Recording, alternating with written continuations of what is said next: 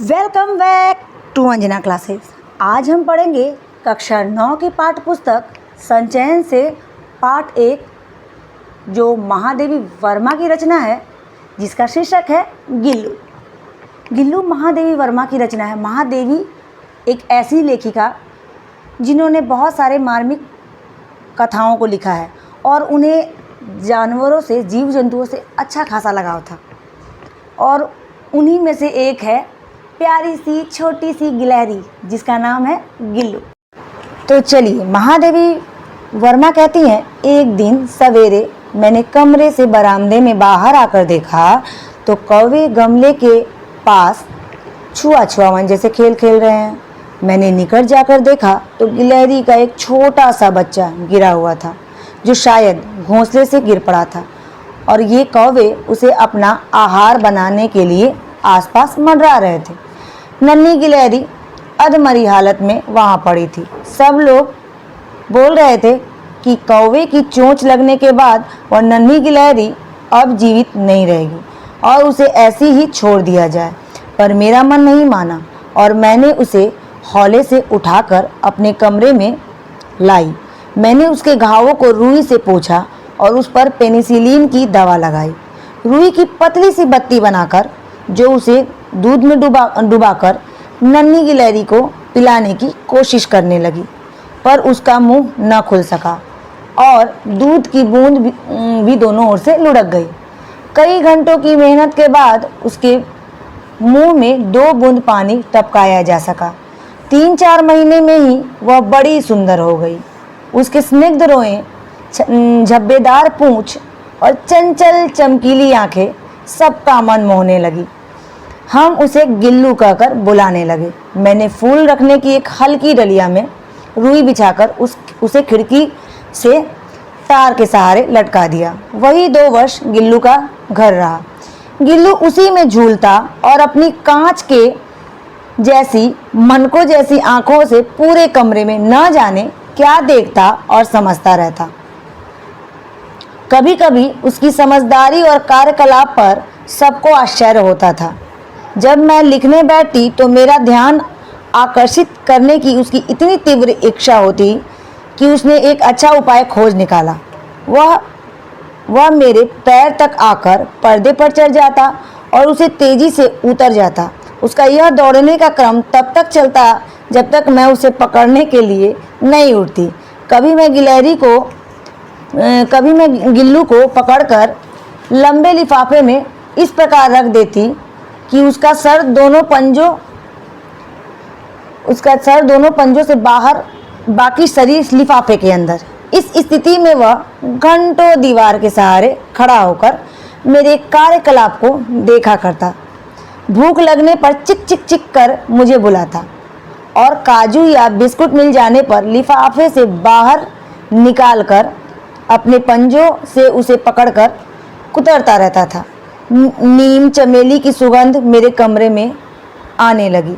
बाहर की गिलहरियां खिड़की के पास आकर न जाने चिक चिक कर क्या कहने लगी। गिल्लू अपनेपन से खिड़की के बाहर देखने लगा। उसे देखकर मुझे लगने लगा, अब इसे मुक्त करने का समय आ गया है। मैंने कील निकालकर जाली का एक कोना खोल दिया। गिल्लू धीरे से उसे रास्ते से बाहर निकल गया और उसने मुक्ति की सांस ली।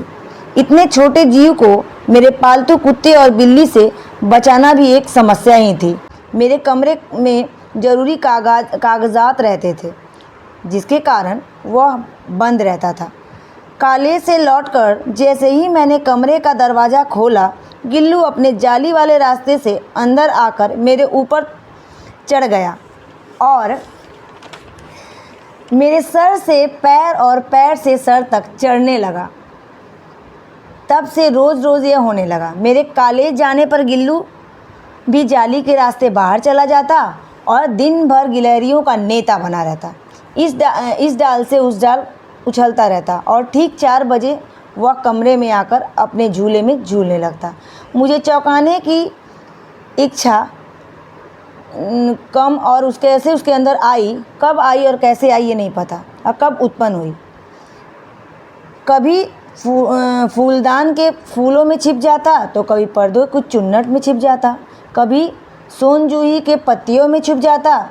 मेरे पास बहुत से पशु पक्षी हैं और उनमें से मेरा लगाव कभी किसी से कम नहीं है, परंतु उन सब में किसी को मेरे साथ मेरी थाली में खाने की हिम्मत हुई है, मुझे तो ऐसा स्मरण नहीं है।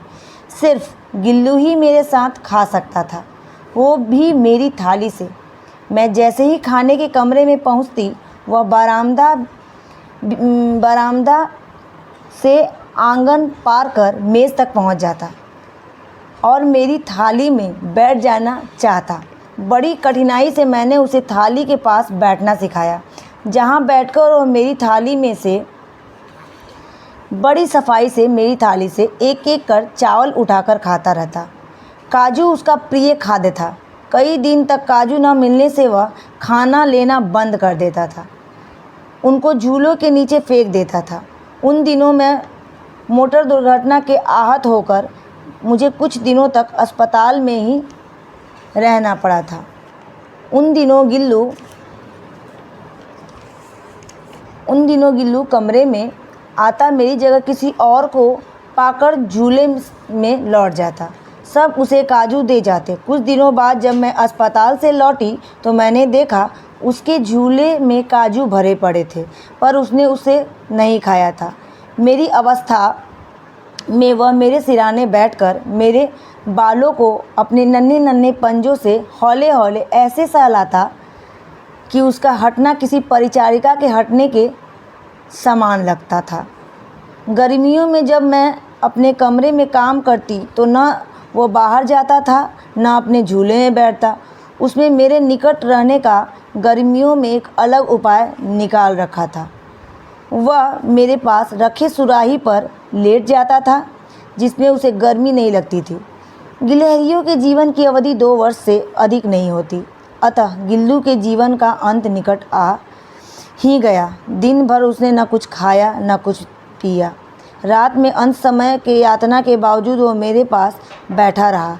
मेरी वही उंगली अपने नन्हे पंजों से पकड़े मेरे हाथ से चिपक गया, जिसे उसने